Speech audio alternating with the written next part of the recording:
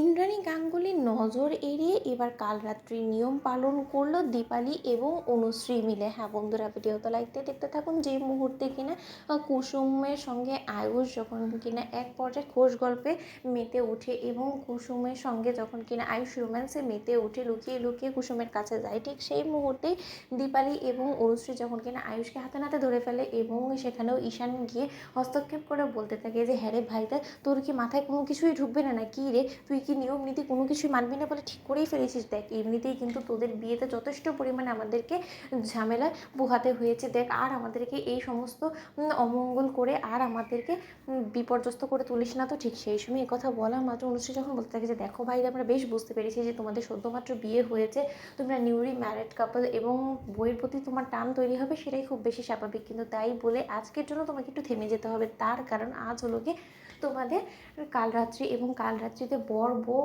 একে অপরের মুখ দেখে না এবং একে অপরের থেকে দূরত্ব বজায় রাখে, এবং সেটা তোমাদের দুজনের জন্যই মঙ্গল। এবং তুমি যদি সেই নিয়মটা নাই মানো এবং তুমি যদি আগ বাড়িয়ে আমার বড় জায়ের চেহারাটা দেখেই ফেলো এবং আমার বড় জাও যদি তোমার চেহারাটা দেখে ফেলে, তাহলে কিন্তু এটাতে করে তোমাদের বৈবাহিক জীবনে অশান্তির সৃষ্টি হবে এবং নিয়ম নীতি না মেনে কোনো কিছু করাটা আমার মনে হয় না যে ঠিক হবে। তার কারণ আর যাই হোক না কেন, আমার বড় যা নিশ্চয়ই খুব ভালো করে জানে যে ওর দেবীমা কতটা নিয়মের পাক্কা, এবং আজকে না হয় মনি কোনো কিছু জানেই না তোমাদের বিয়ে সম্পর্কে, কিন্তু একদিন তো ঠিকই জানবে। তখন নিশ্চয়ই মনি প্রশ্ন করবে যে কেন তোমরা সমস্ত নিয়ম আচার অনুষ্ঠান পালন করনি। তখন কি হবে বলো তো? দেখো কুসুম, যেমন তেমন করে তোমার বরণ থেকে শুরু করে সমস্ত যোগাযন্ত্রের আয়োজন সমস্ত কিছু আমরা লুকিয়ে বাঁচিয়ে করে ফেলবো, কিন্তু তোমাদেরকে কিন্তু এই কাল রাত্রে নিয়মটা পালন করতে হবে। তার পাশাপাশি ঠিক সেই সময় এক পর্যায়ে যখন কিনা অনুশ্রী বাড়ির বউ হয়ে কুসুম এবং আয়ুষকে বর বউ হিসেবে শঙ্করের বাড়িতে বরণ করে এবং বলতে থাকে যে দেখো, আমি খুব ভালো করেই বুঝতে পারছি যে তোমাদের নিশ্চয়ই আক্ষেপ রয়ে গিয়েছে যে তোমাদের